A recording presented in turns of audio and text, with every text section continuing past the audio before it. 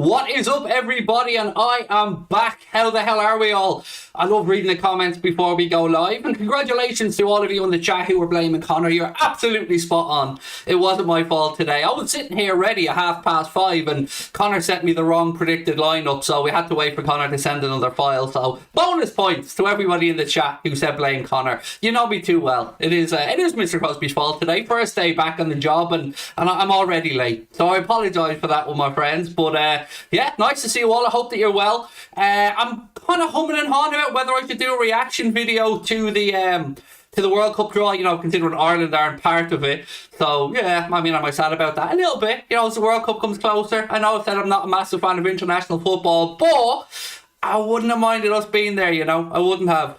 Nice to see you all. I really missed you all. I really, really have. Thank you so much to Chris, to Paddy, to Connor for making things tick over seamlessly while we were away. Well, I was away, I should say. So, yeah, massive thank you to Connor, to Paddy, to Chris and the lads for keeping things ticking over. But, yeah, it is lovely to be back. I missed you all so much. I really did. It's yeah, nice to see you all, and hopefully the chat starts to fill up a little bit as the notifications go out, and we have a bit of fun. Nice to see you all back as well. I see the World Cup draw is taking place right now, actually, so I imagine a lot of people are probably on over at Goldbridge on that football watching the draw. As I said, we don't really have much of a say in it, being an Irish fan, but yeah, lovely to have you all back. And I tell you what, I cannot wait to get stuck into some match day content tomorrow. Really, really looking forward to the game, even though it is a 12:30 kickoff, and I don't like 12:30 kickoff because I'm a lazy shit. But that being said, I will be up out of bed and ready to go for it. So, yeah, look, we'll talk about whatever it is you guys want to talk about. I'll give you my predicted 11 and score predictions for the game against Watford tomorrow as well. We can, of course, talk about Sadio Mane, Mohamed Salah, Diogo Jota and the World Cup situation. And whatever it is you guys want to chat about, because I feel like this is a proper catch-up. So how are we all? We missed you, said Luke Cron. Thank you. Missed you guys too. Really have. Nice to have you all in with me. Craig, Mo's morale must be at an all-time low right now, said Hayden. Yeah, look, it's such a difficult situation, and we were always going to have one of our players in that African playoff who was really happy, and one, of course, was going to be devastated. And no matter which way it went, no matter which way it went, you do feel like that there was going to be one really unhappy Liverpool fan or Liverpool player. And look, I said it beforehand, Senegal were certainly the favourites in my eyes going into those two legs, and congratulations to Sadio Mane, Senegal, and of course Diogo Jota and Portugal, who booked their place. But yes, it's going to be very difficult for Mo, and like you, I'm worried about if this will impact Mohamed Salah at Liverpool, because look, we know Mohamed Salah is a pro. We know that he will dust himself off and he'll be ready to play, but even the most hardened professional footballer who is as passionate about their country, of course, is Sadio is, and Mo is, and Diogo is, they're going to feel it. It's natural that they're going to feel down having missed out on qualifying for a World Cup. It's the biggest stage for these guys on the international scene, so it's a really difficult one to digest, isn't it? You know, and again, I don't like to bring this up, but I was reading a lot of comments while I was away on The Athletic, and of course on our videos and lots of other forums as well. And unfortunately, I've seen this thing again come up where we can't be happy for one person or sad for another person because racism gets called out. And I swear to God, I'm not making this up. I was reading it. And I was reading things like, you know, hard luck Mohamed Salah. And then people come in and go, what about Sadio Mane? Where's Sadio's love? And if you say, congratulations, Sadio Mane, you, of course, get people coming in going, oh, yeah, don't care about Mo. We can't win. We can't win in these scenarios, and it is unfortunate that one of those gentlemen won't be going to the World Cup. We know that's Mo, and I honestly, my heart broken for him. I am, because I know how much it would have meant to him. But as much as I'm happy for Sadio, who is going to the World Cup, and as much as I'm happy for Diogo Jota, who's going to the World Cup, so yeah, hopefully it can be sorted out, because it was always going to happen, unfortunately. Josh, thank you very much, mate. Said, we love you, Craig, missed you. Chris Paddy did a super job covering the show. Let's go top of the league tomorrow. Yeah, we can go top of the league. Yes, it might only be for a little while until Manchester City play, but we can, of course, go top of the league. So, yeah, bring it on. Denmark are in France's group, said Mark. We'll go through, we'll react to the World Cup draw at 8:45 tonight with myself, Chris and Paddy. I do realise a lot of people are watching that draw right now, which is completely understandable, which is why our numbers are absolutely horrendous. And I should have looked at this before I scheduled the stream, so that's my fault. My bad. You're probably wondering why I've got tissue on my hand here. I shaved my finger Yeah, I did. Shaved my finger. Yeah, you know when you're trying to clean your razor, I stupidly rubbed it the wrong way and shaved my finger. So hey ho, there we go. Any news on Mohamed Salah's contract situation? I said no. Not that I'm aware of, although, I'll be the first one to say I wasn't really keeping up with everything while I was away. I was trying to switch off. So I certainly haven't heard of anything new on the Mo contract situation. But we do have a few bits and pieces that I will talk about. Speaking about the Klopp and Mane situation today, Jurgen Klopp said, obviously really happy for Sadio and very disappointed for Mo. I don't think the situation around the penalty with lasers was very cool, so I feel for him, but happy for Sadio. They're both top professionals and will deal with it in the right way. So everything you would expect there from Jurgen Klopp. And as I said earlier on in the video, we were always going to have one sad person, one happy person in this scenario. And unfortunately for Mo, it's been a double heartbreak. And for Sadio, it's been obviously double ecstasy. He's scored a winning penalty to put his country through to the World Cup. They won the AFCON as well. So, yeah, obviously disappointed for Mo, but very happy for Sadio. I think we're allowed to be that way. It would be the other way around. We would have been saying very happy for Mo, very sad for Sadio. Klopp was also speaking about Trent Alexander-Arnold, because I know a lot of us are worrying about will Trent be back for the Manchester City game. Klopp said it's possible that he could play tomorrow. Hasn't been ruled out 100% as of yet. He did train today, I think. So I don't know if we'll play him tomorrow or not. I don't want to give you a spoiler for my team selection because I'm going to do that in a couple of minutes' time. Klopp as well spoke about the atmosphere tomorrow, because we know 12:30 kickoff can be drab affairs inside many grounds because it's difficult to get up for it when you're up that early in the day. You haven't had a couple of pints, or, you haven't had a chance to warm into the day before you go to the stadium. So Klopp was asking, he said, we need the best 12:30 atmosphere ever. If you can't shout tomorrow, then please give your ticket to somebody else. I love that from our manager, I do. Liz said, I really want USA to beat England, WFM. I think you'll be disappointed there, Liz. I know. We'll get into that later on tonight, though. We will, I promise you. Right, ladies and gents, what else have we got for you? Talking about Naby Keita as well, Jurgen Klopp today in his presser, he said he trained once and then he felt it again, so we'll have to wait and see. But Naby Keita, interestingly, was quoted as saying, you've not seen the best Naby Keita yet at Liverpool.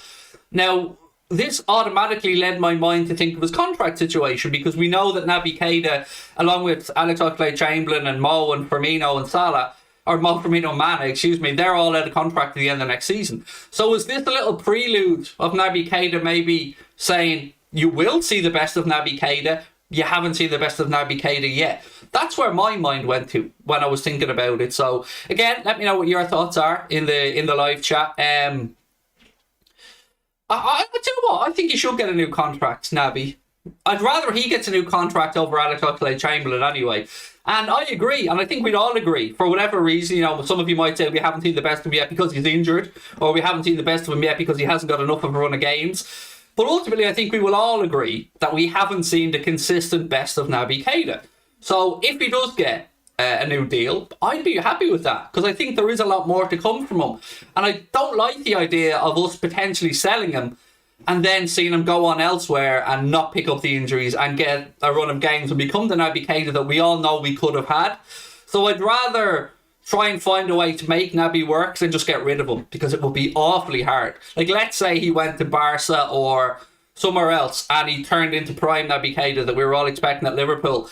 It will be a tough one to swallow, because the club have been really good at letting players go who don't go on elsewhere and make us look like fools. So is this an indication that Naby may get a new contract?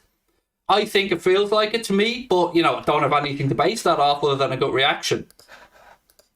Right, to the chat before we go do the predicted 11. Craig, I'm happy we made a few signings, said Hayden. Yes, of course, we signed Ben Oakes, that youngster from Celtic. 600 grand, if my memory is correct. He will be wearing the number 7 on the underage of Premier League 2, by the looks of him holding up the shirt. I was a bit confused at first. I seen him holding up the number 7, and I was like, whoa, Liz won't be happy, because that's Jimmy Milner's number. But then Connor said to me it's probably underage or Premier League 2 number. So, yeah, good news on that one. As I said to you guys, all the way back in January 18th and 19th, it looks like, well, we knew that a deal was in place to take Fabio Carvalho from Fulham to Liverpool at the end of the season. His contract is, of course, up at Fulham. Liverpool would have had to agree to compensation fee with him. That has been agreed by the looks of it. But the deal was always going to happen. It was always done. Once we sent Nico Williams on loan to Fulham, that was the biggest indication to all of us that that was the sweetener to make sure that this deal went Liverpool's way. So Fabio Carvalho will be coming in. All eyes will ask, where is he going to play? Looks like false 9 from what we've been led to believe. But before I move on, now you know what? I'll keep this for tonight. I was going to ask your opinions on something that Ian Wright said, but I'll leave it till tonight because I'd like to get a reaction from Chris and from Paddy on it as well. So remind me tonight, because I will forget. You know what I mean? I will definitely forget. Right. Am I on holiday? No, I'm back. Back last night. We got home at about 1 a.m. last night. So, yeah, straight home. A little bit of TV, then to bed, and up today and straight back at it. So, yeah, looking forward to that one. Right, shall we get to the predicted 11s anyway? So let me just change up. So you'll see the predicted 11 straight away when I change scenes. Let me just show that up right now. Right, my friends. So this is the predicted 11. Let me just move it across for me. So as you can see, I've gone for Alisson in goal. I've gone with Gomez at right back because we don't have any indication that Trent will definitely be playing. If Trent is fit and Trent is, ready to play, obviously Trent comes in at right back. Left back for me, Andy Robertson. Centre backs, I've stuck with Virgil van Dijk and Joel Matip. I think they've been the best centre back pairing we've had this season. Moving into midfield then, Thiago, of course. Any chance we get to play Thiago, Fabinho together, we should do it. And I'm going to go with Jordan Henderson in there as well. Obviously we'll have people saying, what about Harvey, what about Curtis? If Naby's fit, should Naby play? I think this is a good, solid midfield that can get us a result. Moving forward, you will notice that I haven't picked Sadio Mane. I just think right now, Diaz is the man on that left-hand side. And if Klopp wants to replace Diogo Jota with Mane centrally, of course, that's a call I can understand. But I would go for Luis Diaz, Diogo Jota and Mohamed Salah. That's my 11. I think we beat them 3-1 tomorrow. Yeah, so that's where I am with this game. Look, we should be beating Watford. We need to beat Watford. This could be a chance for us to go top of the Premier League, albeit for a short period of time before Manchester City play. But better to have the points on the board, better to put the pressure back onto Pep Guardiola at Manchester City. So for me, a 3-1 win, that'll do. Moving into the game against Benfica on Tuesday, another massive game in what is, let's face it, a massive, massive month. Probably... I will probably go as far as to say, in my entire time supporting this club, this next month is probably going to be the biggest month of the entire time I've been a Liverpool fan. So, yeah, nervous. I won't lie, it was playing on my mind the entire holiday that this April could be either the best April of any of our football watching lives or a potential heartbreak. So let's keep fingers crossed that it's going to be a positive one. So, yeah, that's my team anyway. Alisson in goal. Gomez at right back if Trent can't play. If Trent plays, obviously he goes in. Robbo at left back. Van Dijk, Matip. Fabinho in midfield. Thiago Alcantara on the left of it. Jordan Henderson on the right. With Luis Diaz, Diogo Jota and Mohamed Salah up top. That's my predicted 11. Klopp could go and play Mane. I just think go with Jota. Why not? Yeah, that's where I am with it. So I'm going to go 3-1 to Liverpool and that's my 11. Let me know your thoughts in the comment section below. I will just switch back over now to the other studio. And for those that are coming in a little bit late, because people will be coming in late after the World Cup draw, I'll probably do a little bit at the end where I go back over it as well. So yeah, what are we thinking? What will be your predicted 11, folks? And what will be your score prediction? Liz said it's going to be a brutal month. It could be amazing though, Liz. It's one of these months, isn't it? Like, it could be amazing and it could be absolutely horrendous. But... let's wait and see. I'm hoping for the positive one. If we get a win tomorrow, I'm confident we'll get a good result on Tuesday as well against Benfica. But then all eyes will turn to the Etihad for what is maybe the biggest game in the Premier League in, God, I don't know, many a year anyway. Is it a title decider? You know what? I'm going to say no. And hear me out on this one. I know a lot of you are going to say, well, if we lose at the Etihad, the league's over. I agree. If we lose at the Etihad, I think the league's over. But I think we can draw. I think we can draw at the Etihad because I believe that Manchester City are shook at the minute. I believe Manchester City have some problems that maybe aren't getting aired publicly. And I feel that the team morale just isn't what it should be. That if Liverpool can draw at the Etihad, I think they will drop points elsewhere. Now, we may drop points elsewhere as well, but what I'm really trying to just say is I don't think we have to win at the Etihad. But we do have to not lose at the Etihad. That's how I feel about the league title race at the minute.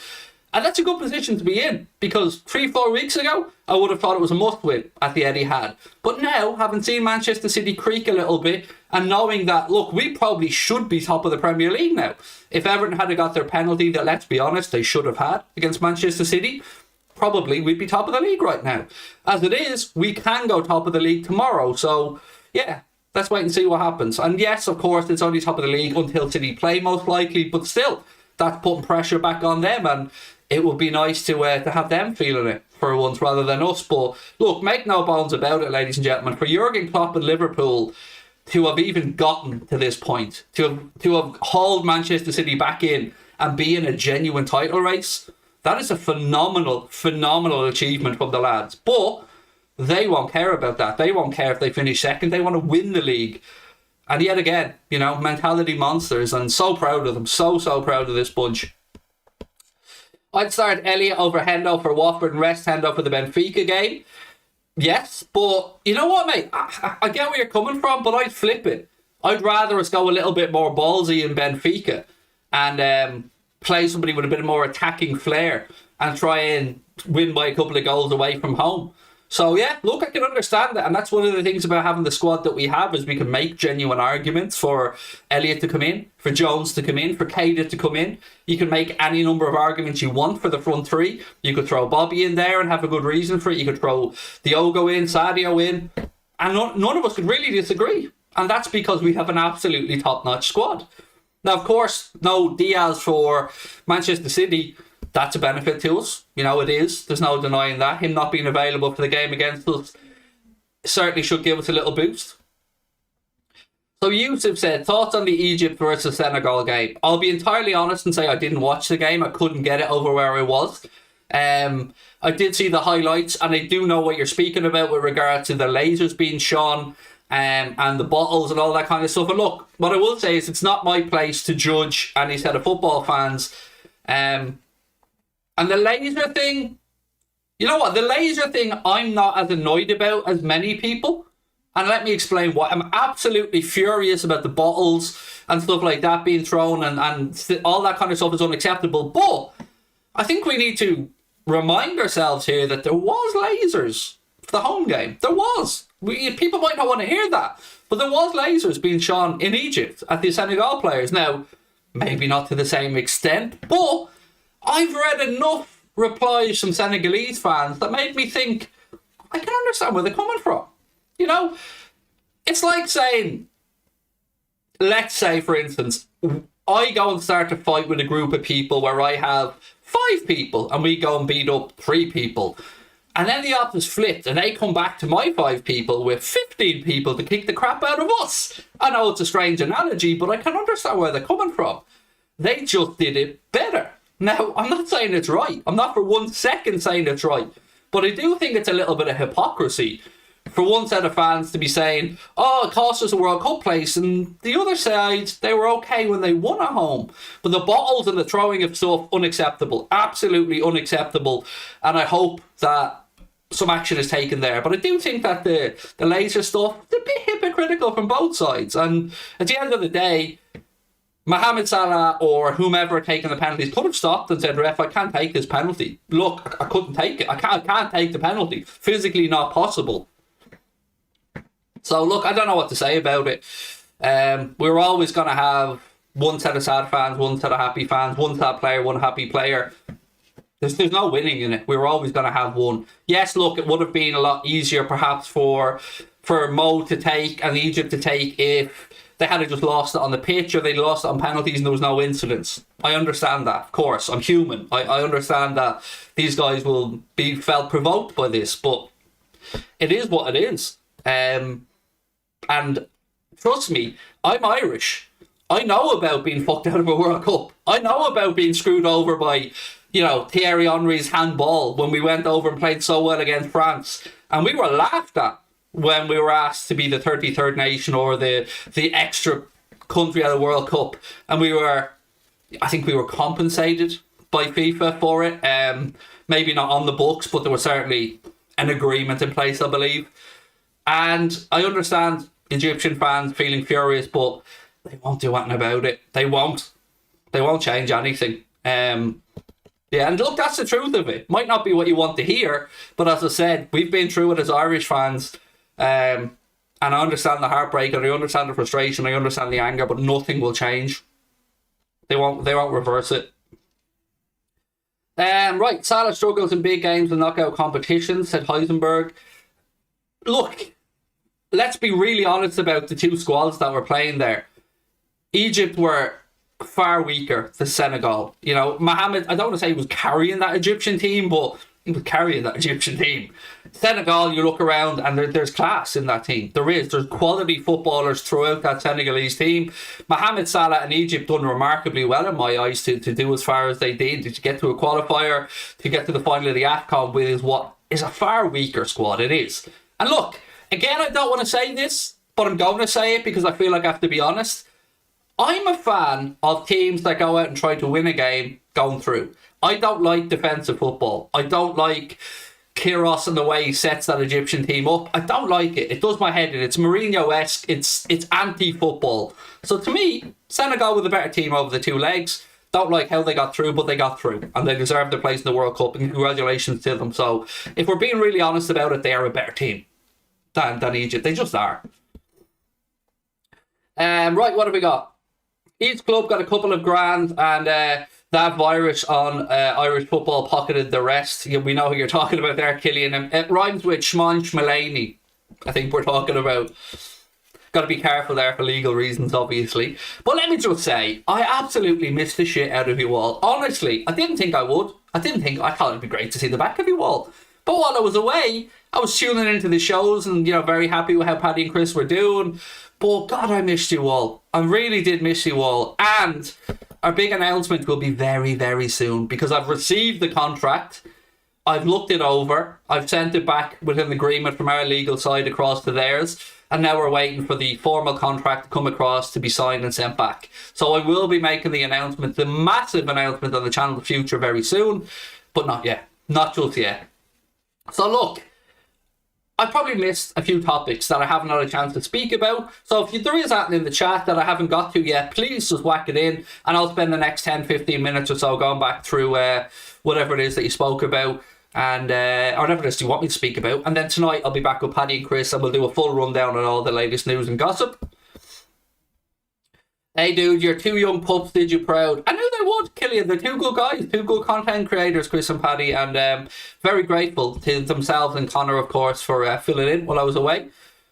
I know there was a lot of added pressure on Connor over these last 10 days as well. The entire shoulders of everything was on him, and just as I knew he would, Connor steps up as he always does and delivers. So massive shout out to Connor as well. Even though I was in his ear moaning at him just 20 minutes ago before this stream started, but that's just a little reminder to him that I'm back. You know, couldn't have him getting comfortable, could I? Dilip said, if Carvalho comes, then Firmino might leave. They might be playing the same position. I do think they probably will be playing in the same position, mate, yes. But let me just pitch something else to you. Should we sell Firmino? Or should we allow him to run his contract down and allow Carvalho to learn off and beside him for a year? Because initially, we'll think, well, we're losing out on value there for Firmino, and you're right. But what is the added value to somebody like Fabio Carvalho learning from a master of the false nine? And make no mistake about this, Bobby Firmino is a master of the false nine. It'd be great for Fabio Carvalho to spend the season learning from him. So I suppose then you just have to get the old calculator out and break out the old sums and figure out if it's worth it for the club financially to maybe lose taking a wage or taking a signing fee for Bobby Firmino. I don't know. I'm looking at this from an idealistic fan's perspective, and you know, if we are going to lose Bobby, I'd rather Carvalho had a year to learn from him before Bobby moved on. And look, we get another year of Bobby Firmino as well. So, you know, I'm all for that. He's my favourite player. Everyone loves Bobby, no need to sell him. Mate, he's my favourite player, RSH. I don't want Bobby going anywhere. But, you know, if he's going to go, and I don't know if he is or isn't, I'd rather we kept him for the last year. What acceptable bids would you take for Ox and Gomez? Again, from Dilip, thank you. Right, let me think about this. Gomez, look, I don't care what anybody says. Joe Gomez is a 35, 40 million pound centre-back. End of. He's 24 years of age. He's a Champions League winner, a Premier League winner, an England international. Yes, he does have the injury record. I will grant anybody that. But he's also English. So he does have the English tax. Where else are you going to get a centre-back as established and as good as Joe Gomez for 35, 40 million quid? So if he's going to move on, I would expect us to get the higher end of that. So 40 million at a minimum, I think Joe Gomez. And I think he's worth every penny of that, by the way, if not more. Oxlade-Chamberlain, difficult one. Contract situation means Oxlade-Chamberlain probably will have to take a decrease of what his actual market value is. I want to say 15 to 18 million for Oxlade-Chamberlain, perhaps. But again, I wouldn't have a clue. I really wouldn't have a clue where to go with it. 15 to 18 at a guess. If the club submits 40 mil for Gomez, then that's for his future potential, not right now. I don't know, man. I don't know. Like, Gomez, we've taken him somewhat for granted as Liverpool fans, and also obviously felt the frustrations, as Joe would have with his injuries, but he's got to be worth 40 million of anybody's money. Although, could be worse. Could have paid 80 million quid or 85 million or whatever it was for Harry Maguire. Oh my God. By the way, England fans boo Maguire. That was nonsense. Same as when they booed Joe Gomez. Absolute nonsense. Whomever you support, whether you're a Liverpool fan, United fan, City fan, Chelsea fan, whoever it is, when the internationals come around, you get behind your boys. You get behind your players. I have never, ever heard Ireland fans booing a player that I can remember. It may have happened and I haven't remembered it, but I can't remember happening. But twice in recent memory now, I've seen England fans booing their own players. That's not right. It isn't. Who would win in a 1v1 between Prime Van Dijk and Prime Suarez? I don't know. I don't know, mate. You know, you're talking about somebody there who could not make a mermaid against somebody who could, you know, defend on his own during his prime, basically, with Van Dijk. So, I don't know. I find like Suarez would find a way, if I'm being honest. I probably feel Louis would always find a way to score because he's creative, inventive, and does some mad shit that other players wouldn't do. So, I don't know. I think they have a right battle, but I feel like maybe Louis would score at some point. Peter Jenkins, how are you, Peter, said, I think Oxlade's contract gets run down because of depth, and I don't think they'll sell him as much as I want them to sell. I think, yeah, look, it's difficult because all of these people as men are good people. All of them. Every person in that Liverpool squad, as human beings, as men, are good people. So it's very difficult to speak about negatives of any of these players because, you know, Oxlade-Chamberlain is a good dude. He's a good person, and I'm sure he's great around the changing room, but I think we've all kind of, most of us maybe, have come to a conclusion that he's probably run his race at Liverpool, and for his own playing chances, and you've seen a little bit of frustration when he was taken off. He said before, I haven't played any football. You know, he had a little bit of a murmur into himself before he came off. So yeah, I do feel like maybe it is time for Alex to move on. Dilip said, I read an article that Liverpool will accept 23 million bid for Gomez. I mean, I'd be amazed if they accepted that less. I mean, or that little. He's worth a lot more than that. And look, we don't really get shit fees for our players anymore, thankfully. You know, the days of trying to pawn off players that are on high wages that haven't performed for us are gone. You know, we've been very good about the transfer fees we've gotten. Oh, here's something that won't shock any of you, and I don't know if you've read it or not, so I don't even know if Chris and Paddy have spoken about it, but Manchester City have been confirmed, shock horror, as the club that spent the most on agents' fees in the last, I don't know, couple of years. I don't even know if they gave a time period in the article that I read, but yeah, shock horror, Manchester City paid the most in agents' fees. But, like, if I remember the article correctly, I think £272 million has been taken out of the game in the Premier League alone with agents' fees. This does my head in. I've spoken about it many, many times before. Look, I'm here talking about Manchester City spending the most on agents' fees, but I'd be a fool if I didn't speak about the money Liverpool spend on agents' fees as well, because make no mistake about it, we're up there. We pay a lot of money in agents' fees, and I hate it. It's money gone out of the game that benefits absolutely nobody in my eyes. These agents need to be stripped of their power, because the money is going out of your pocket, my pocket, broadcasters' pockets, clubs' pockets, everyone's pockets, to people who, let's be honest about it, have no fucking right to be making 10, 15, 20 million quid on transfer fees. No, they've no right for that whatsoever. I hope we get to a point where agents are just... They deserve to be paid, and they do great work for their clients, but this paying them 10, like, that's another player. And that's all that's going to happen there is shirt prices will go up, tickets will go up, TV costs will go up. Because whatever happens, the Joe Soper, the person at home, the football fan, we pay for it. Whether it be through our TV subscription. So, yeah, let's get rid of these agents and the ridiculous money that they're taking out of the game, because it's too bad. Like, you and I and everybody else around the world right now are facing a cost of living increase that is like nothing I've experienced in my lifetime. Gas prices, petrol prices going up, electricity prices gone up 24% in my bill in the last month. And people around the world are struggling right now. And then we read stories about agents taking 270 odd million quid out of Premier League finances. It's got to stop, folks. It's got to stop. Jen, how are we? Thank you for the super chat. Jen said, Lord Craig, you're back. Hope you had a wonderful holiday. We missed you loads. Lovely holiday. Thank you, Jen. Weather wasn't great some of the time, but it's not about that really, is it? It's about just being away with the family and switching off. And for that, absolutely perfect. The place we rented over there was beautiful. Really lovely villa with a lovely outside space for the kids. And yeah, all good. Welcome back, boss. Going to the game tomorrow, hoping for a big result, said E. O'Regan. Man, enjoy it. Sing your heart out. Get behind the lads. Make sure that atmosphere is buzzing. I'm not putting all the pressure on you, dude, for the whole stadium, but enjoy it. Have a blast, man, and I hope we get the win. Do you think that Manchester City and Laporte said about Klopp and Liverpool? I don't know what he said, mate. I didn't see what he said, sorry. Yeah, I've no idea what Laporte said, so I can't really comment on it. SS said, but Gomez will be a third choice and play a lot of games over the season like Canade has this season. He's fourth choice now, though. Like, let's be honest about it.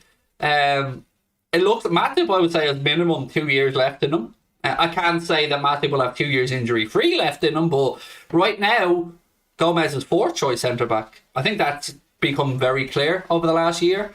Canade, you don't spend that much money on him and put him down to fourth choice. I think Canade will be battling with Matip for that place alongside Van Dijk, and I don't know how we replace Joe or who we replace him with, but I do feel like it would be Joe's decision if he has to move on. I think Klopp will happily keep him, and I don't think Liverpool will be actively looking to get rid of Joe Gomez. Why would we? But I do feel like, I think maybe we all realise that maybe Joe Gomez starts to feel a little bit like he wants to play more football. That's understandable. Absolutely understandable. Weather not good, you've got some colour. Well, look, I say weather not good, mate. I'm a whore for the sun. You know what I mean? I'm out there, not a drop of sun cream on. Got absolutely crucifiedly burnt on the first day. Didn't go near the sun for 2 more days while it died down. But yeah, I go away because I need that colour on my skin, because it makes me feel healthier. But no, it was fairly overcast a lot of the time. But again, can't complain. I'm very lucky to get away. And me being me, I've already booked our next family holiday for the next international break in September. Well, not the next international break, but the September international break. So yeah, I've already booked that one. Avaran said Craig's back 100%. Yeah, I am. And you know what? So happy to be back as well. Really, really am. Right, so I see the viewing numbers have gone up a bit. So let's go back and have a little look at the team news again, because I know a lot of people have missed at the start of the video. This is my predicted team news and predicted starting 11 and score prediction for tomorrow's game against Watford. So let me just switch up. Right, as you can see, I've gone for Alisson in goal. Gomez at right back if Trent isn't available to play.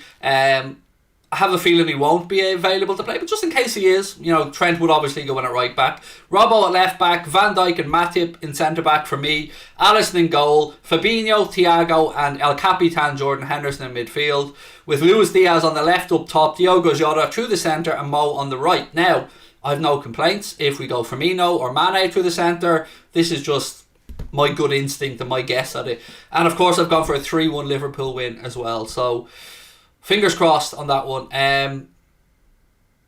Somebody's saying Thiago's out for 2 months, ankle injury. Yeah, it's April 1st. Evan, you're not catching me that easily. Remember that, by the way, if anyone today, it is April 1st, so you will read a lot of shitty stuff today. So yeah, I've no source or information on anybody being injured outside of Keita, who felt it when he trained again, and of course Trent. So don't worry about the injuries till it's confirmed or not confirmed. But yeah, I think it's just bullshit because it's April Fool's Day. So there we go. Is it just me or Joelinton bid in the summer? It's just you, Sydney. It's definitely just you, mate. I mean, Joelinton has improved massively, no doubt about that, but no. Just no, dude. Just no. I think Klopp said he's back in training. Trent, yes, I think he trained today. Whether that's enough, Jen, to get him to play tomorrow or not, we'll wait and see. And if he is fully fit, obviously Trent goes in at right back. That goes without saying. This was just me covering our ass. So I just said, yeah, look, if Trent's in fit, obviously he's at right back. There's no debate there.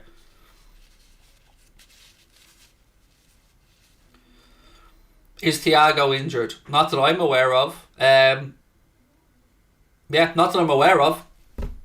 So, look, if Thiago is injured, then I don't know, actually. Do you know what? Fuck it. If Thiago's injured, let's go balls out. And let's go put Bobby in an attacking midfield position. Play with a double pivot of Henderson and Fabinho. Put Bobby in an attacking midfield position. And then have the 3 boys up top. So that's how I'd tweak that if there was an injury. Because I said this to Paddy, I think, in one of the comments when himself and Chris was doing a video while I was away. Part of me would go that balls out at Manchester City. Part of me would play Fabinho and Thiago as the 2 holding midfielders and put Bobby in an attacking midfield position with the 3 forwards and go on a 4-pronged attack against Manchester City. Because I feel like the best way to beat Manchester City is to just make it into a game of basketball. Just go at them and not try and soak it up or let them have the ball. Just bring it to them. Like we've done when we've blown them away before. Really go at them. And I feel like if we played Bobby in an attacking midfield role with that double pivot of Thiago and Fabinho in midfield, I don't see why not. What about Keita if there was an injury? Again, he's a doubt for the game, KM.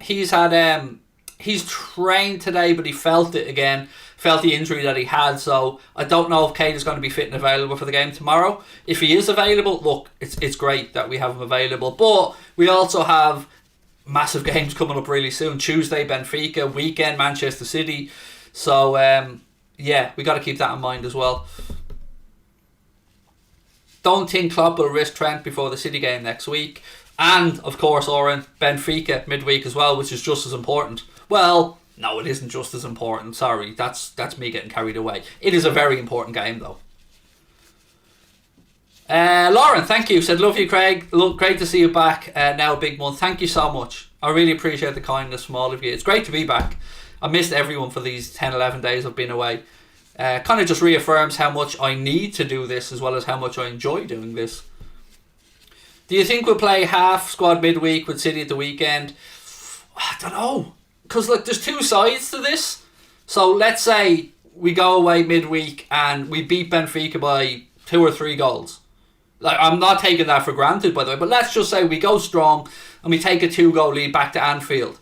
I feel like then you could maybe rest players a bit for the second leg or have them on the bench and keep them primed and ready for the league games that are coming up. So, look, I'm sure Klopp, Pep Linders, Peter Kravitz, I'm sure they'll have a plan in place on how to manage the players. And by the way, really quickly before I finish up, something that, again, I don't know if Paddy and Chris have spoken about it, but I want to speak about it now. And before that, actually, why have I got the wrong background up again? I'm a fucking moron.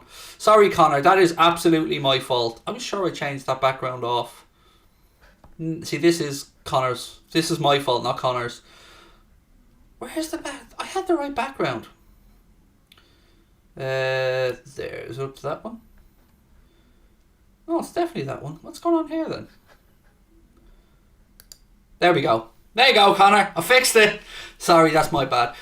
Yeah, so before I go, I want to just talk about the 5 substitution rule for a second. As you guys will have seen, IFAB, the lawmakers, have brought it in that 5 substitutions will now be the norm in football, and that will be adopted by the Premier League and, of course, keep with the Champions League moving forward. So, do I like it? No. But I feel it's the best compromise for managers, because I don't see a way that we're going to get a situation where we're going to get less games. I just don't see how that's happening. The game's driven by money. The interest is there for the Champions League, for the Premier League. And we're probably going to have more games rammed down our throats in the coming years, particularly with the Champions League and the way they're wanting to play more games in that to bring in more revenue. So I think this is probably the best compromise that managers can have. They will, yes, people will say that Premier League clubs with bigger squads will have more benefit, but I'll also argue that they play more games. That they play more games at a higher level, and these teams that are in the European competitions, they do need to be able to rotate, because first and foremost, we all have our own club allegiances. But when the Premier League look at these things, they have to think about the strength of the league as a whole. They have to think about how they can best protect their valuable assets, the clubs that play in Europe as well, and make sure that they continue to do well in Europe. So I think this is probably the best way of doing that we keep with the 5 substitution rule. It wouldn't be my preference, maybe because I'm old school, but I do think it's the best compromise that can be reached, that managers can substitute the players, rotate them a little bit more, and rest them up a bit more. And hopefully we'll see less injuries as well moving forward for all clubs. So yeah, that's my take on it. Not ideal, but probably the best compromise. As I said, it'll be end again tomorrow. Nope, don't want that one. I don't mind 5 subs as long as it's no more than that. What else we got? I'm in Liverpool, first time at Anfield for your birthday for the tour. It's insane. Miroslav, that's awesome. Congratulations. Happy birthday to you as well. I'm not sure if your birthday's coming up or... Oh, you're at Liverpool for your birthday. That's class. Enjoy it. I hope you have an amazing time, Miroslav. Take loads of pictures. Enjoy yourself. Soak it all in, buddy. Look, folks, I will be back at 8:45 tonight. Myself, Paddy and Chris for a late night agenda. We'll be talking all Liverpool news, transfer related, squad related, and everything else as well, looking ahead to the game against Watford tomorrow. So I'll see you at 8:45 tonight. Don't forget, hit that subscribe button if you haven't subscribed yet. Drop a like on the video as well, and I will see you guys at 8:45 tonight.